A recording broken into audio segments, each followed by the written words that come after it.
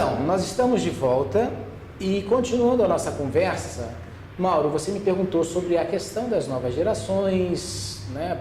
Porque é todo um processo educacional. E é bem importante a gente pensar que nós, seres humanos, nós não somos como os animais. O que significa isso? Nós não temos instintos. Os instintos, eles já são respostas prontas. Então, não tem jeito. Uma tartaruguinha sabe ser uma tartaruguinha, mas ela não sabe ser diferente de uma tartaruguinha. E a gente pode ser diferente do que nós somos, já que o ser humano, ele aprende a ser humano. Então, ele vai aprender a partir do que está sendo ensinado. Se a gente ensinar que é dramático, terrível, incrível, problemático, qualquer tipo de perda, a tendência é que a gente vá construindo esse repertório e fique cada vez mais difícil mesmo. A gente está aqui falando sobre filmes, né? E tem um filme muito interessante, bem mais antigo, chamado Balada de Narayama. É um filme japonês que fala de uma vila no Japão, é uma vila assim bem pequena, e num dado momento os idosos, quando percebem que eles estão chegando próximos das suas mortes, eles saem da vila e vão para o alto de uma montanha se deixar morrer lá. Independente de existir ou não isso, é uma metáfora. Então, naquela situação, aquela aldeia e dentro daquela ordem, eles já entendem que num dado momento, isso não é abandono de pessoas mais velhas em nada, é simplesmente como a cultura se coloca. Então, talvez a gente possa pensar que já que o ser humano é o que ele aprendeu a ser, ele vai aprender a ser o que lhe ensinarem, pelo menos inicialmente, né? O que eu ensino para os meus filhos é verdade. Até que num dado momento isso possa ser refletido. Mas eu acho que a gente pode pensar, Mauro, não sei se vai na direção do que a gente está conversando, que é todo um processo de cultura, de modificação de cultura, né? Com certeza, até porque você falando nisso, o México, por exemplo, ele aborda a morte de uma forma totalmente diferente de todos, né? É como se fosse uma festa, né? E não uma dor, uma coisa, uma perda tão grande, né? Então, assim, olha, tem aquele desenho. Exatamente, né? A vida é uma festa. A vida é uma festa. Exato, que retrata exatamente essa cultura que, para mim, é extremamente interessante, é uma visão totalmente diferenciada. E que eu, por exemplo, assisti esse filme com as minhas filhas, e a minha mais pequena, de 5 anos, ela entendeu que a morte não é uma coisa ruim. Né? Ela olhou e falou, poxa, mas não é tão assim. Eu falei, pô, legal, cara, espero que você consiga trabalhar isso por muito tempo, né? Mas é exatamente isso, com certeza. E olha, o que eu acho interessante, né, você falando sobre a sua filha, é óbvio que toda perda gera algum tipo de tristeza, e a tristeza não é problema. Então a gente vai diferenciar aqui dor e sofrimento. Dor é uma coisa, acontece no momento, então pode ser dor física, dor psíquica, então uma perda gera uma dor, ponto. Eu não queria ter essa perda, eu tive. O sofrimento é ou quando a gente antecipa a dor, ou quando a gente prolonga a dor. Então, um dos problemas, talvez, que a gente pode pensar da perda, é óbvio, mesmo no filme A Vida é uma Festa, né, aquele desenho lindo, existe a tristeza da passagem. Mas a tristeza da passagem é aquele momento, poxa, que pena, nunca mais vou ver o William, nunca mais vou ver o Mal. Ótimo. Mas o problema, quando a gente sai da dor e entra no sofrimento, eu vou dramatizando. E ao dramatizar, eu não deixo aquilo ficar no passado. É uma coisa bem interessante, eu trabalho com abordagem centrada na pessoa de um psicólogo chamado Carl Rogers, um norte-americano. E ele trouxe uma frase bem interessante do budismo, na década de 30, 40, que diz assim, dor sem sofrimento. Que para nós é uma coisa estranha, a gente pensa que dor e sofrimento são sinônimos. E assim, na verdade o sofrimento é a dramatização da dor.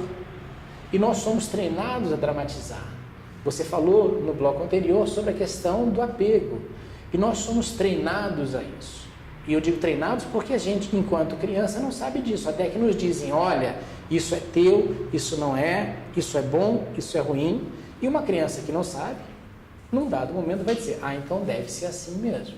E se falando nessa questão de apego e tudo mais, eu lembrei também de uma situação, e eu queria até expor e trazer ela pra gente, é a seguinte, quando um filho, por exemplo, chega em um dado momento e ele tem que sair de casa, decide sair de casa porque socialmente é interessante com que ele aprenda, né, saia do ninho e tudo mais, e os pais muitas das vezes não aceitam isso, né? Que é um sofrimento muito grande, inclusive eu vivi isso há um tempo atrás, né? Meu Deus do céu, meu filho vai sair de casa, o que eu vou fazer, como assim, o que será que ele vai comer? Isso é uma coisa, acho que todo pai tem preocupação.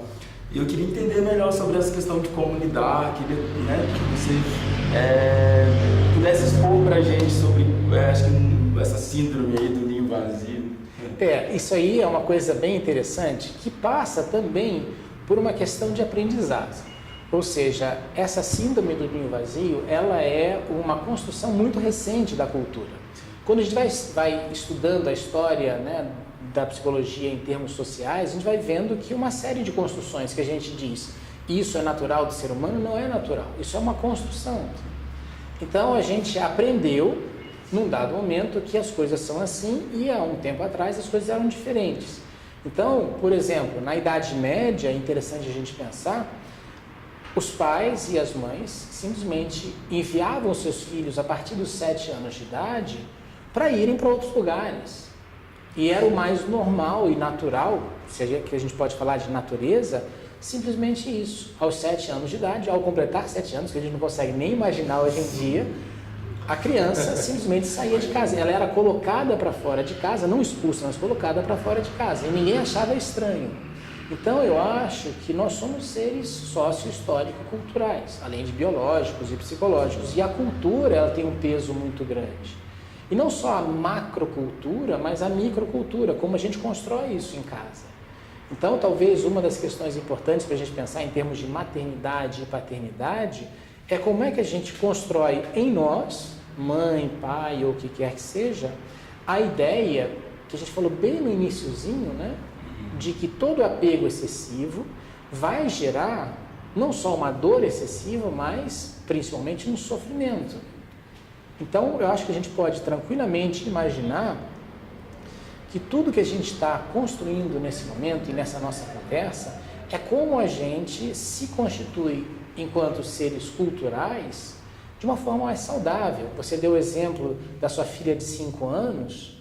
Se ela conseguir manter esse olhar e não for contaminado por coleguinhas dizendo o quanto é horrível perder, o quanto é horrível morrer e tudo mais, se ela conseguir, vamos pensar assim, operacionalizar ao longo do tempo, a lida que ela vai ter, não só com uma possível perda de um familiar, mas com irradiando para outras perdas, ela vai entender que é tudo circunstancial e que a perda vai gerar uma tristeza, vai. Mas, por um outro lado, não vai gerar um sofrimento, porque a vida segue e o que se perde aqui se ganha em outro momento. Então eu imagino, William, voltando à síndrome do ninho vazio, que é um pouco como a gente vai aprendendo, porque todo a nossa construção emocional ela também é aprendida. A gente aprende que isso é bom, que isso é ruim, e a gente aprende a sofrer. E num dado momento, ao aprender a sofrer, a gente vai entender, bom, isso aqui é ruim em si. Se isso acontece, é quase uma equação. Então, eu tenho que sofrer. Exato. O que vai servir para o meu crescimento? Desculpa, o que vai servir para o meu crescimento, né? O que vai servir para poder amadurecer? Porque existe muito isso, né? E a gente aprende e amadurece com as questões, com as vivências, né? Sim. Mas é isso que eu queria falar. E tem aquela máxima, né? De que você cria os filhos para o mundo, né? Então, assim, essas pessoas... Sim. Só que quando você cria os filhos para o mundo e realmente faz isso, ok, mas como você falou, quando ele sai, quando ele pisa lá fora, você fala, opa, peraí, o mundo é aqui, cara, não é lá não, peraí, aquela coisa de proteção e tudo mais. Aí o que eu pergunto, né, e o que o amor tem a ver com isso, né, aquela música da Tina Turner, né, What's Love Got to Do It, quer dizer, o que o amor tem a ver com isso, entendeu? Aonde entra realmente o amor, que até agora a gente falou da dor e o amor. Isso, olha só, vamos fazer o seguinte, vamos fazer mais uma pausa. E aí vamos falar sobre isso, mas vamos falar também sobre uma coisa bem importante, que é nós sermos seres teóricos, então nós temos grandes teorias e a nossa prática nem sempre é tão boa quanto a nossa teoria.